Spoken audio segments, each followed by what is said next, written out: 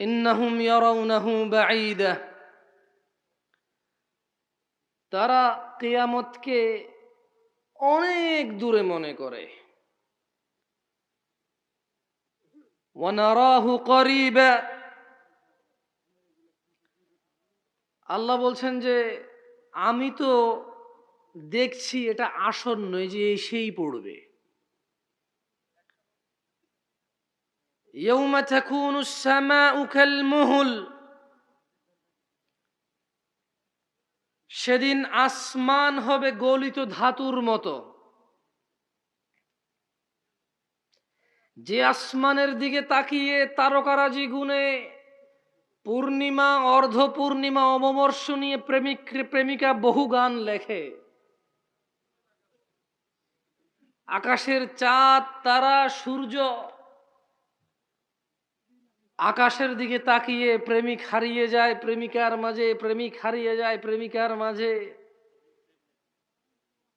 কত গান, কবিতা, কত কিছু লেখে। আল্লাহ বলছেন যে ইয়াউমা তাকুনুস সামাউ কালমুহল, সেদিন আসমান হবে গলিত ধাতুর মতো। ওয়া তাকুনুল জিবালু কালইহিন, সাত সমুদ্র 13 নদী, এই পৃথিবীর পাহাড় পর্বত এভারেস্ট জয় করবে ছেলে কোনো মেয়ের জন্য, মেয়ে কোনো ছেলের জন্য। অথচ আল্লাহ বলছেন ওয়া তাকুনুল জিবালু কালইহিন, এবং পাহাড় সমূহ হবে রঙিন ফসমের মতো। কখনো কোনো গার্মেন্টস, যেগুলো ওই যে সোয়েটার তৈরি করে, এগুলোর আশপাশ দিয়ে যখন টেইলাররা, খাইয়াতরা, দর্জিরা কাজ করে, তখন দেখবেন ওই কাপড়ের হুইলের কিছু অংশ ওড়ে। আমি উদাহরণ দিতে যাচ্ছি না, কারণ আমার উদাহরণ ভুল হতে পারে। আল্লাহ এখানে হয়তো আরো ছোট মিন করেছেন। রঙিন ফসম, কে দেখে কোথায় কোন ফসম ওড়ে? কেউ দেখতে পায়? প্রতিদিন আমাদের শরীর থেকে কত ফসম ঝরে, আমরা কেউ দেখতে পাই? নিচে পড়ার পর হয়তো দেখি, উড়া উড়া অবস্থায় কে দেখি? কে খেয়াল করে এগুলো? এত ছোট ক্ষুদ্র এই কণিকা, এর চেয়ে ছোট, এদেরকে কে খেয়াল করে? ওয়াতাকুনুল জিবালু কালইহিন, এবং পর্বত সমূহ হয়ে যাবে রঙিন ফসমের মতো। ওয়ালা ইয়াসআলু হামিমুন হামিমা, আর অন্তরঙ্গ বন্ধুর কোনো খোঁজ নেবে না।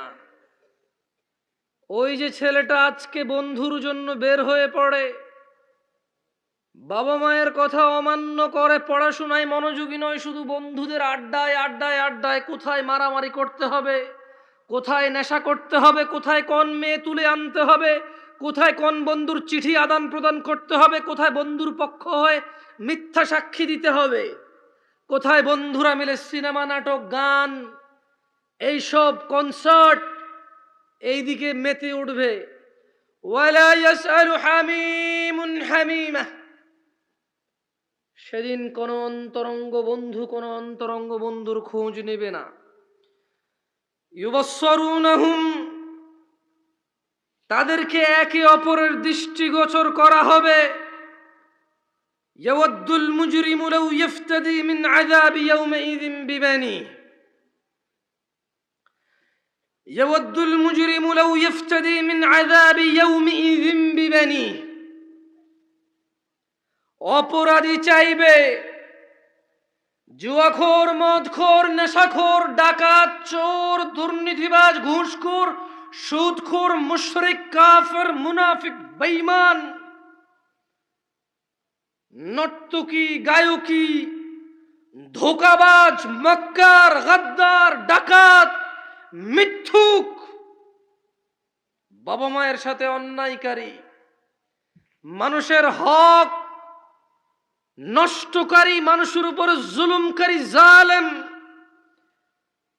এক কথায় পৃথিবীর যত অপরাধী আছে। ইয়াওয়াদ্দুল মুজরিমু লাউ ইফতাদি মিন আযাবি ইয়াওমাইযিন বিবানি,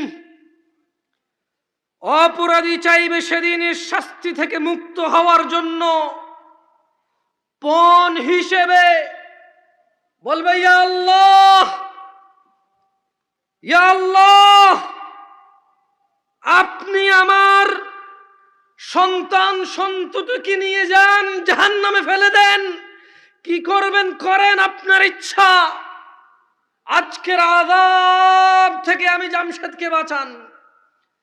ইয়া আল্লাহ, আজকের আযাব থেকে আমি আব্দুল্লাহ, আব্দুর রহমান, রফিক, শফিক এদেরকে বাঁচান। ইয়া আল্লাহ, সোহেল, ইয়া আল্লাহ আপনি বাঁচান সোহেলকে। সোহেল বলবে ইয়া আল্লাহ, এ আদরের সন্তান, যার পড়াশোনা, যার খাবার দাবার, সুন্দর চলাফেরা, মরে যাওয়ার পরে কে দেখবে আমার ছেলেকে? ছেলের জন্য রেখে যেতে হবে বাড়ি, জায়গা জমি, বিয়ে নিজে করাই দিতে হবে, চাকরি বাকরির জন্য ঘুষ, আরো কত কি ব্যবস্থা করতে হবে আমাকে। তো আমি কি করব? আমি শুধু ভ্যান চালাবো, নামাজ পড়বো না।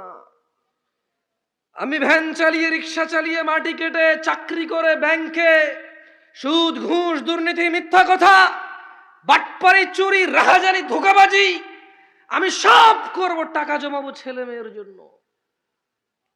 যে বাপটা এমন সিদ্ধান্ত নিয়েছে, ওই বাপটা বলবে, আল্লাহ আপনি পণ হিসেবে সন্তান কেনেন, কিন্তু আমাকে আপনি স্বস্তি দেন আজকের দিনে। আজকের এই শাস্তি থেকে আপনি আমার সন্তান সন্ততিকে পণ হিসেবে নিয়ে আমাকে মুক্তি দেন। ওয়াসাহিবাতিহি ওয়া আখি, আর বলবে, ইয়া আল্লাহ, ইয়া আল্লাহ আপনি আমার স্ত্রীকেও নিয়ে নেন, আমার ভাইকেও নিয়ে নেন, আজকের দিনের আযাব থেকে আপনি আমাকে মাফ করে দেন। ওয়াফাসিলাতিহি আল্লাতী তুউইহ, আর তার পুরো জ্ঞাতি গোষ্ঠী যারা তাকে আশ্রয় দিত, সে তাদেরকেও দিয়ে দিতে চাইবে আল্লাহকে। বলেন তো, অপরাধী আযাব থেকে বাঁচার জন্য কাকে দিতে চাইবে পণ হিসেবে? আল্লাহকে। কাকে? আপনারা কি, আমি তো সাউন্ড কমাই দিছি যাতে স্পষ্ট করে বোঝেন। অনেক সময় সাউন্ড বেশি হলে বোঝা যায় না, জানেন? অনেক সময় ইকো সাউন্ড বেশি হলে ওয়াইজিনের গলা সুন্দর হয়, কথায় একটা ভাবটা ফুটে ওঠে, কিন্তু বুঝে আসে না কিছু মানুষের। আমি তো সাউন্ডটা কমাই দিছি যাতে আপনি স্পষ্টভাবে শুনতে পারেন। বলেন তো, অপরাধী আল্লাহর কাছে শাস্তি থেকে মুক্তি পেতে পণ হিসেবে কাকে দিতে চাইবে প্রথমে?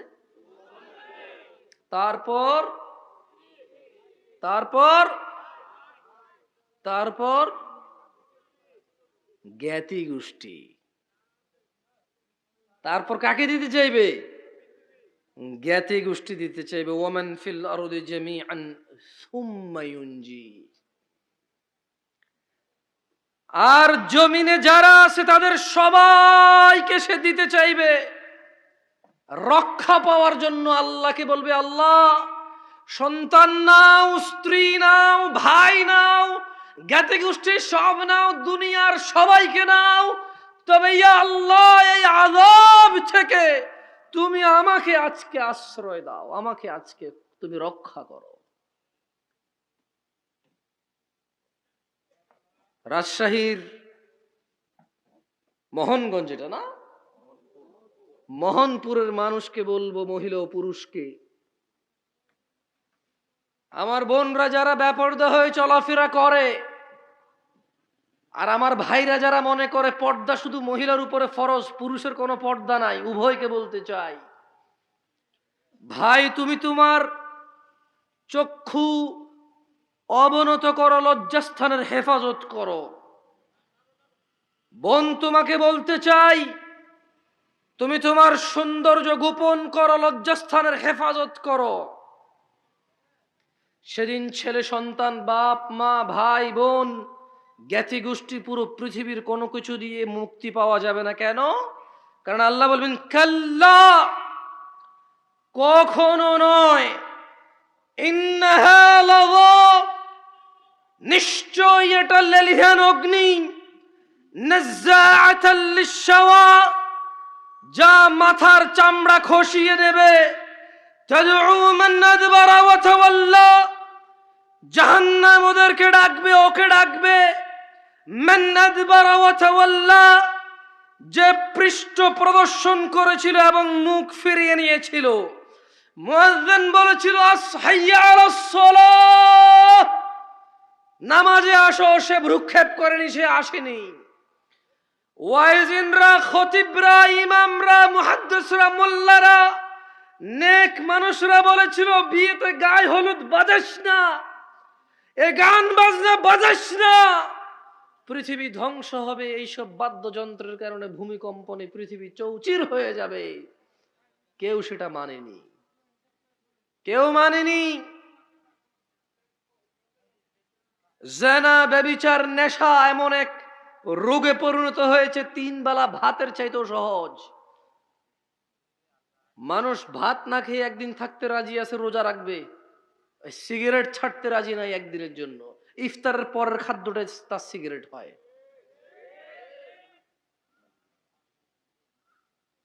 তাদউ, জাহান্নাম ডাকবে। মান আদবারা ওয়া তাওয়াল্লা, যে মুখ ফিরিয়ে নিয়েছে এবং পৃষ্ঠ প্রদর্শন করেছিল তাকে। ওয়া জামাআ ফাআওয়া, আর সম্পদ জমা করেছিল যে অতঃপর তা সংরক্ষণ করে রেখেছিল।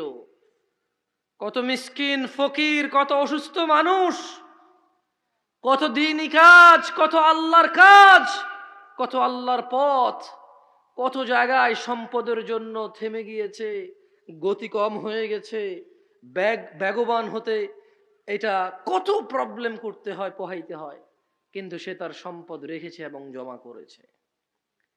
জাহান্নাম ডাকবে যে পৃষ্ঠ প্রদর্শন করে এবং মুখ ফিরিয়ে এনে যে সম্পদ জমা করে ও সংরক্ষণ করে রাখে। আল্লাহ আমাদেরকে বুঝার তৌফিক দান করুন। আমি যদি মোহনপুরের মানুষকে বলি, আসমান থেকে বৃষ্টি বর্ষণ করে কে? কে মায়ের গর্ভে পুত্র অথবা কন্যা সন্তান দান করে? অসুস্থকে সুস্থ করে কে? ওই মায়ের গর্ভের এটা কি মেয়ে হবে না ছেলে হবে, সিদ্ধান্ত কে দেয়? ওই মেয়ে কার বান্দা? ছেলে কার বান্দা? সবাই কার ইবাদত করবে? তাহলে প্রশংসা কার? আলহামদুলিল্লাহ। ভাই দেখেন, আমি আপনাকে বলি, আমাকে বলা হয় যুবকদেরকে বলতে, মানে এমন এক প্রবলেম নিয়ে আমার কথা বলতে হয় যার কোনো সলিউশন আমি নিজের কাছেও নাই, আর তেমন কাউকে দেখি না বলতে। আচ্ছা দেখেন, যে জোয়ান বয়সে আল্লাহর জন্য সময় ব্যয় করবে, আল্লাহকে ভয় করে চলবে, আরশে আযিমে যখন কারো ছায়া থাকবে না আল্লাহর আরশের ছায়া ছাড়া, আল্লাহ ওখানে তাকে জায়গা দিবে। এই কথা যদি ওর পথ পরিবর্তন না হয়, আল্লাহর ভয় না আসে, আমি জামশেদ মজুমদার আর কি বলতে পারি যেটা ওকে চেঞ্জ করবে? আপনি বলেন, আপনি বলতে পারেন আমি ওর কি বলতে পারি? আমাকে বলে জামশেদ ভাই জোয়ানদেরকে কিছু বলিয়েন, ভাই আমি জোয়ানদেরকে কি বলবো? আমি বলবো তুমি ভালো হও, ভালো হও, ভালো হও, কিন্তু আল্লাহ বলছে যে ইয়া আইয়ুহাল্লাযীনা আমানু আকিমিস সালাহ, হে তোমরা যারা ঈমান এনেছো তোমরা সালাত কায়েম করো। ইন্নাস সালাতা তানহা আনিল ফাহশাই ওয়াল মুনকার, নিশ্চয় নামাজ মানুষকে মন্দ কাজ, অশ্লীল কাজ থেকে বিরত করে, মানুষকে ফাহিশা থেকে কে বিরত করে? কে? ও তো নামাজ পড়ে না, আমি ওকে কিসের দাওয়াত দেব? আমি ওকে বলবো জুয়া খেলিও না, মদ খেও না, জেনা করিও না, ব্যভিচার করিও না, সুদ খেও না, ঘুষ খেও না, তো লাভ হবে না। ওকে যে আমল, যে ইবাদত ওকে এটা থেকে বিরত রাখবে, সে ওই ইবাদতের 5 পয়সার দাম দেয় না। সপ্তাহে শুধু একবার জুমার নামাজে আসে। ওর কাছে নামাজ ফরজ হচ্ছে জুমার নামাজ। কোন নামাজ? ওর কাছে আর কোন নামাজ ফরজ না। আর রমজানের প্রথম দিন তারাউই, রমজানের প্রথম দিন তারাউই, আর ঈদের, রমাদানের ঈদ এবং কুরবানের ঈদের ওই ওইটুকু ওর কাছে ফরজ, আর কোনো কিছু ফরজ নাই।